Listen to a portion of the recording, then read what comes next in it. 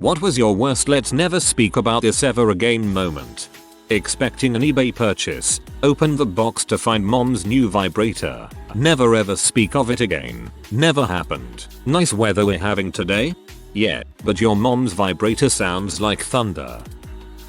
When I was a child, I was at my grandparents' place playing hide and seek with all my cousins. My cousin and I decide to hide behind the semi-transparent glass door on the shower. The bathroom door opens and someone walks in.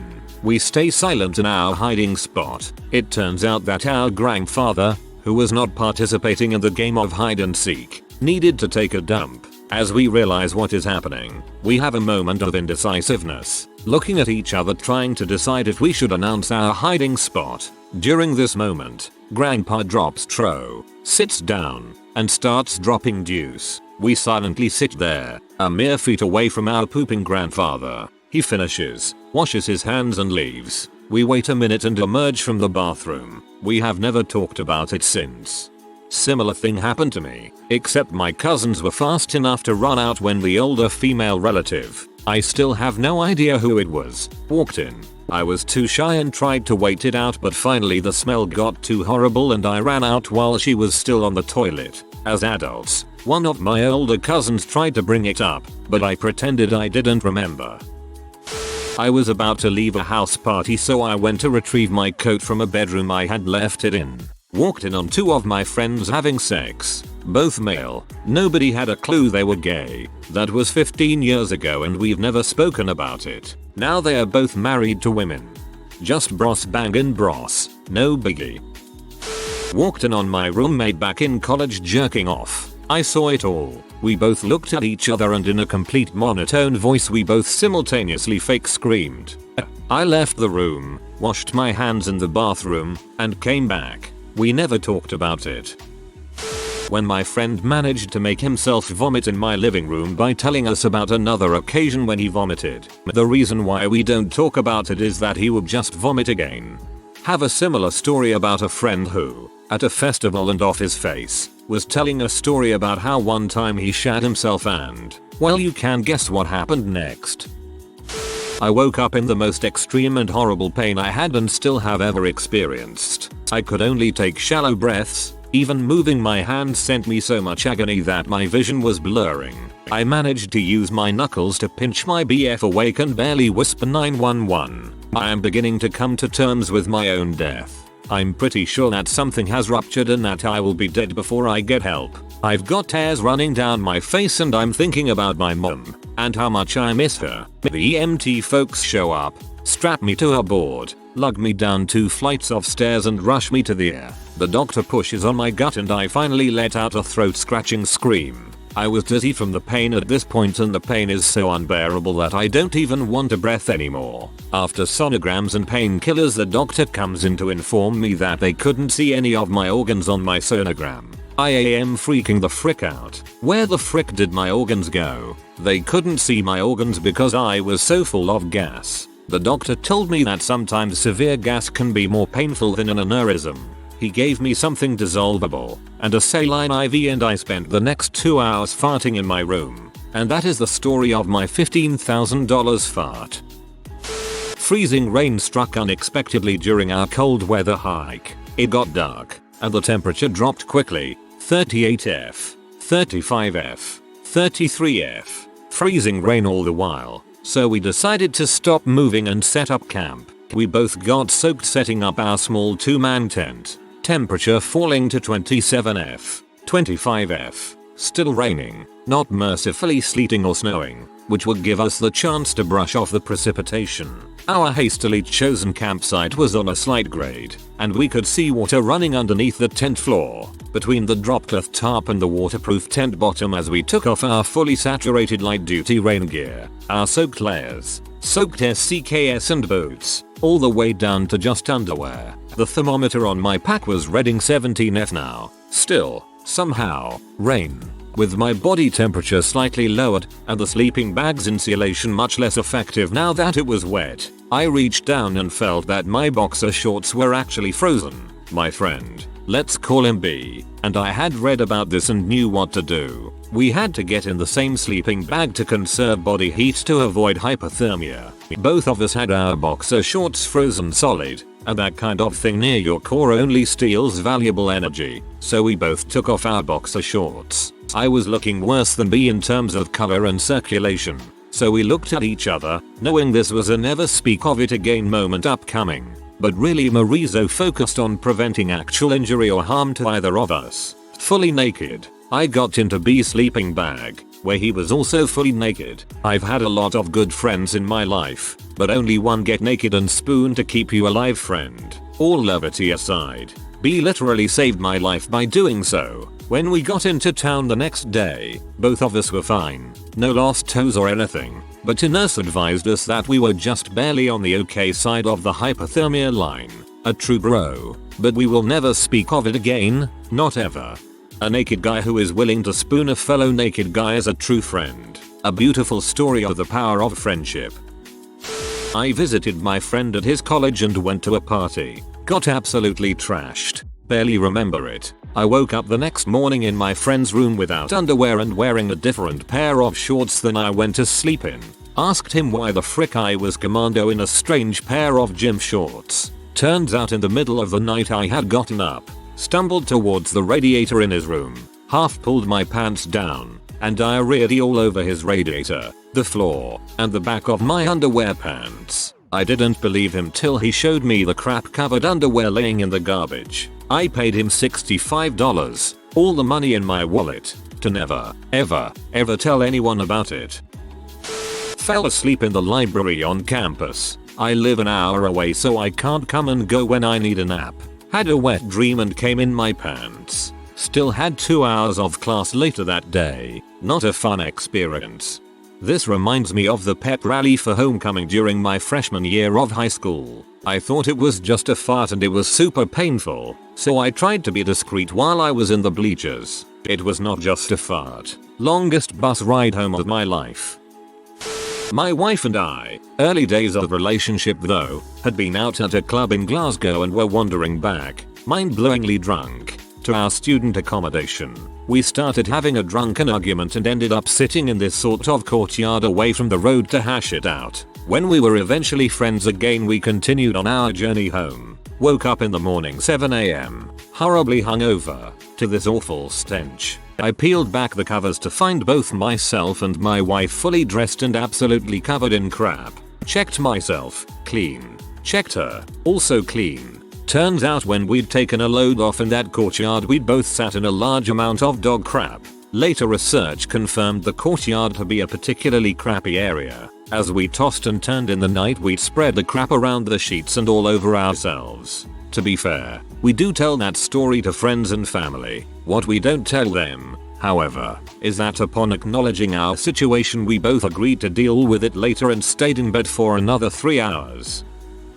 This one time in high school, I cussed class, walked home, took a few massive bong hits and then went skinny dipping in my folks' pool. It was exhilarating good fun. So I get out of the pool and just kinda lay around air drying, ripping more bong hits, just enjoying being high as a kite and naked in the backyard, when I hear a car pull up in my driveway. Oh frick, my dad came home on his lunch break. I stash the bong in the shed and race up the stairs into my bedroom before he gets to the front door. I'm thinking I'm safe. I'm thinking dad just wants to make himself a sandwich and hit the road. Nope.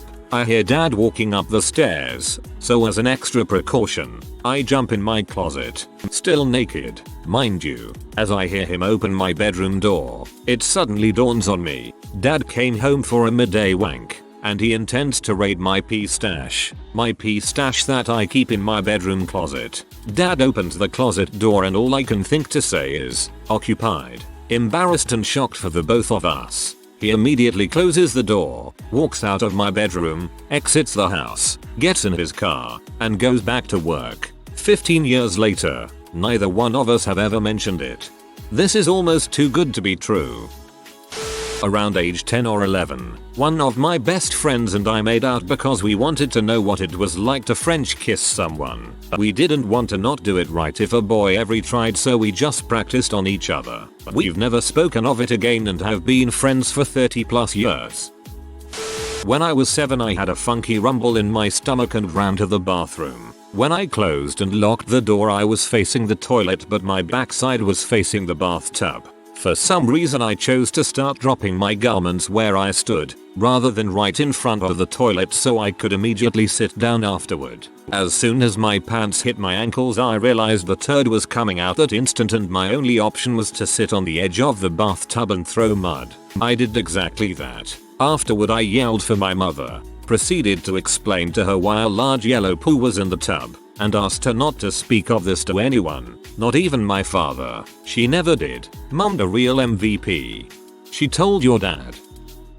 One time while gaming on my PC, Armor 3 if you are wondering, I had this aching pain on my butthole. I go to the bathroom and feel around and feel a knot. I bend over, look in the mirror, and see a tick right on my freaking butthole. I tried pulling with all my might but couldn't get the sucker out. I haven't shaved in a long while so I was pretty hairy at the time. I had no choice but to call in my grandpa to help. I bent over. He is pretty much fingering my butthole and pulls the tick off. Pretty embarrassing. Keep your mouth shut. I was at a Subway in DC and asked the guy behind the counter for a football meat long. He tried to be nice and play it off like he didn't hear what I said. I'm sorry, what? So I repeated my order for a football meat long. I realized what I'd said after I heard several giggles. I haven't been back to that Subway since. Then you repeat your order forcefully. You demand a football meat long. You deserve your football meat long. My girlfriend and I came back to her college dorm after a party and I passed out in her roommate's bed hammered drunk. I woke up completely naked with her roommate asleep in bed with me and the whole mattress was sopping with what seemed like 10 gallons of my stinky BAP. My girlfriend was just glaring at me and her roommate asked why the bed was soaking wet. I told her I sweat a lot when I drink. My girlfriend and I stripped the sheets, put them in the wash, and went and had a silent breakfast. I didn't know her roommate actually believed the sweat story, so she was surprised when I apologized for pee her bed when we got back from breakfast. Talk about blowing up your own spot. A few years after we broke up I asked my now ex if she remembered that morning and she said she had no idea what I was talking about. I'd be lying if I said I wasn't disappointed.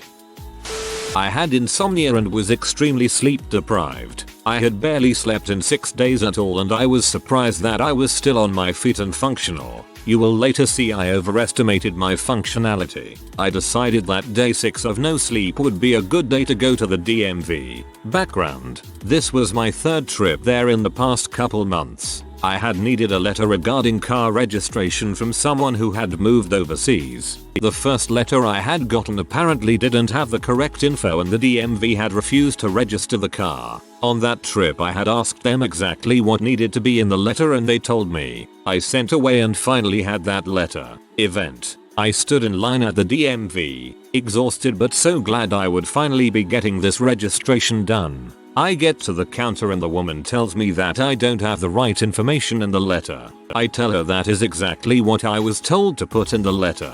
We have a brief conversation where I express my frustration and I ask to speak to her supervisor. She tells me to go stand by another counter and the supervisor will come. The supervisor comes and I make it clear that this is what I was told to bring and I want my registration. Supervisor doesn't care what I want and tells me there is one piece of info missing and there is nothing to be done except to send away for another letter. There is a volcano building inside where I start to further express my frustration and the likelihood that no letter will ever be the right letter and they are pretty much conspiring to never let me register my car. I start to get louder and angrier. Now everyone in the room is quiet and staring at me. The women at the counter have stopped working and are looking at me. I have brought the DMV to a standstill. So then I realize that I am probably acting too angry and I need to tone it down. This rush of no registration suffering comes over me and I burst into tears. Tears I can't control. I now sobbingly detail every step I have taken to get to this moment and how it has all been for naught. The supervisor has now backed up away from me against the wall and is looking at me like I am scaring her. Everyone is still staring at me and the supervisor tells me I need to leave or they will call the police. At that moment a flash of realization as to the ludicrousness of this situation hits me and I burst into laughter. I can't stop laughing. The tears are rolling down my face as I laugh louder and louder. I decide I should probably head out. The crowd parts before me like Moses and the Red Sea and I run out of the building and jump in my car. Pretty much drove straight to the doctor and asked for sleeping pills.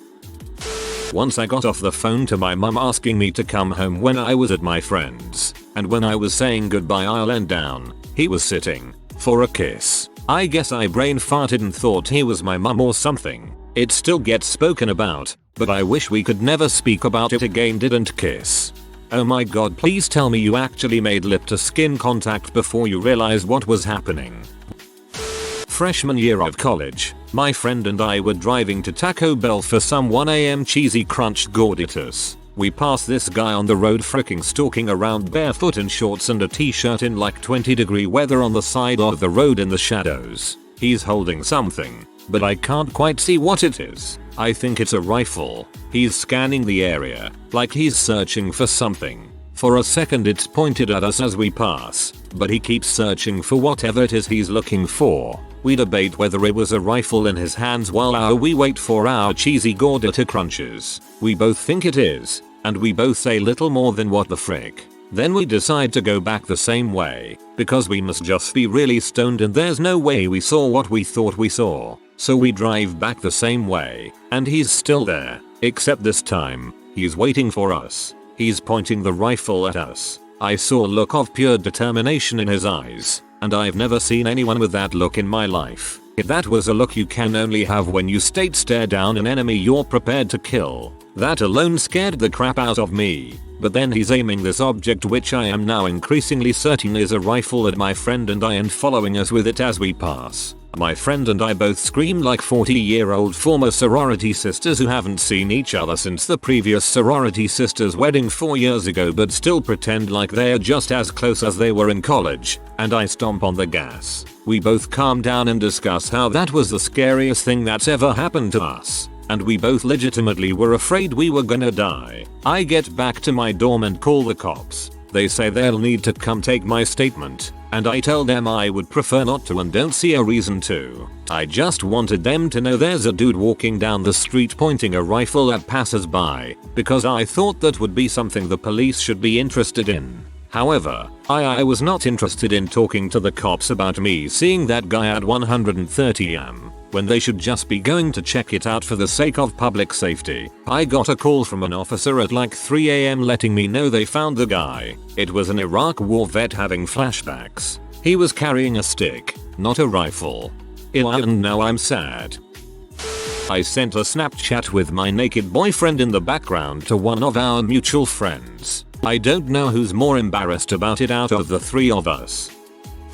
There was a YouTube video with a muffin a few years back where he repeatedly exclaimed my anus is bleeding. I always imitated that video, until one day I'm laying down and I feel the worst pain in my behind in my life. So I go to the bathroom, lo and behold, my anus was actually bleeding. So I start freaking out since I'm a crazy hypochondriac and call my mom into the room. She made me bend over to see if I had a cut, then asked me if I was having anal sex in the park. It was weird and embarrassing as heck. My spoon is too big. Before I was able to drive, my girlfriend always drove us to dates and stuff, so I would always lean over and kiss her before getting out of the car. Fast forward, my buddy is dropping me off at home and without thinking I lean over with pursed lips and go for a kiss. He was clearly put off. My eyes flew wide open when I realized what I was doing, but it was too late. Now it looks like I went for a kiss, didn't get it and was shocked about not getting kissed. I'm now worried I may do this someday. Thanks for the heads up. A lizard climbed up my shorts leg and I pee myself. I was old enough to have bladder control, so I DK what happened. I was in front of maybe 3 other people, so it wasn't as bad as it could be, I suppose. Still, I would rather not anybody I know. I was visiting my family in the Bay Area for about a week, I had been there multiple times and had kinda done everything once. I'm a hot springs enthusiast and I had read that there were several north of the Bay Area. I did some more research and found several to go check out that were about an hour away. So, I got my mom and sister convinced to go with me, and my sister invited her boyfriend. We drove the hour up to the springs area and it turned out that the majority of them were resorts. They were concrete pools at hotels where you had to get a room for the night. I kept asking at the front desks if there were some that would sell a day pass. They all said, yes, there is one place over the pass that will sell you a day pass. Okay, let's go. It takes another 45 minutes or so to get there, and when we do we buy the day passes and go in. Well, as soon as we pulled up to the main area we knew something was up. Why? Because everyone was walking around naked. I had inadvertently taken my mom, sister, and sister's BF to a nudist resort. They all changed, but I was like, frick it, I'm not going to be the only one with clothes on. So I went bareback. Needless to say my fam was a little shocked. Finally we got in the pools and I swam over near my sister and her BF and all she could say with a strained look on her face was "Yacht." We were there for about an hour, cause they couldn't handle the weirdness. The car ride home was silent. Finally at dinner we all had a good laugh about it. But yeah, let's never speak of this again. TL. DR. Took mom, sister's BF to a nudist resort on accident. Got naked. Weirded them out. My ex's parents did this to me once by accident too. We tried to find a quiet part of the beach. Didn't realize it was quiet because everyone was naked. We didn't get naked. We found a quiet spot to ourselves but people kept walking past us with nothing on. I was glad I was wearing sunglasses because it made accidental staring less obvious. Dong swing. Movement draws your eyes' attention. This is my first throwaway account post because I can't bear to post this on my main. When I was about 10-11 I had this really close best friend. I'm a guy, and we're still close best friends. One day we were playing PlayStation 2 in my room as kids do. Randomly we start sitting close to each other and me being a confused about my sexuality little boy, decide it is a good idea to pull down my shorts and give him a hug. What the frick is wrong with me? Never spoke about it again and it still haunts me in my sleep. When I read 10-11, I first thought that you were rating yourself and said out loud that this is not how rating works. At least not on Reddit. When I was 16 my best friend and I were drunk and dancing around her living room at night, and 4 army lads saw us and knocked on the door. Being freaking idiots, we let them in. We hung out with them for a while, then got uncomfortable and asked them to leave. On the way out, one of them forcibly stuck his hand down the front of my pants. We had to basically bundle them out. She and I have never spoken of it again. At the time, I think it was to avoid incurring the wrath of my psycho boyfriend. But years later we are both, I suppose, just so embarrassed about it. It's odd because she never usually misses an opportunity to humiliate me lol. But this has remained unspoken of for 9 years now and I feel if either of us brought it up, it would be like a law of the universe had been broken. The other would likely faint in shock. That's because that was sexual assault. You don't just casually bring up sexual assault. My father beat me with the wrong end of a belt while he was drunk. Cut me in 4 places with the buckle. Required 34 stitches. He told the pediatrician I fell out of a tree. Never told anyone. Finally working on it now. 44 years later. Thanks, Reddit. You're welcome. But we here at Reddit think you should also seek out a therapist. I ran out of a room on a class trip to vomit in the toilet, but didn't get that far and let loose on the carpet. Looked round, saw a friend make out with his best friend's girlfriend in the corner of the room. Looks were exchanged, words were not uttered. He still swears his best friend sent you to cockblock him. I was traveling through Asia with some friends. In one place in Cambodia I was sharing a double bed with one of my friends. One night we have a particularly rowdy night at the bars. At about midnight my friend comes up to me and tells me he's heading in early. This is fine because I had been chatting up a girl. Fast forward a few hours. I had been making out with this girl for a while so I ask if she wants to go back to her place. Unfortunately it doesn't work out for me so I make my way home. As I was about to pass out I remember thinking what if the girl was in my bed. Next thing I know, I'm making out with the girl I was with. This goes on for about 5 minutes until I reach down south and get a nasty surprise. After I yelled out, we both woke up and reassessed our life decisions. TR thought I was making out with a girl, ended up fondling my friend's hard penis. If you are new to the channel, you can subscribe. I publish new videos every day. Until then, check another video.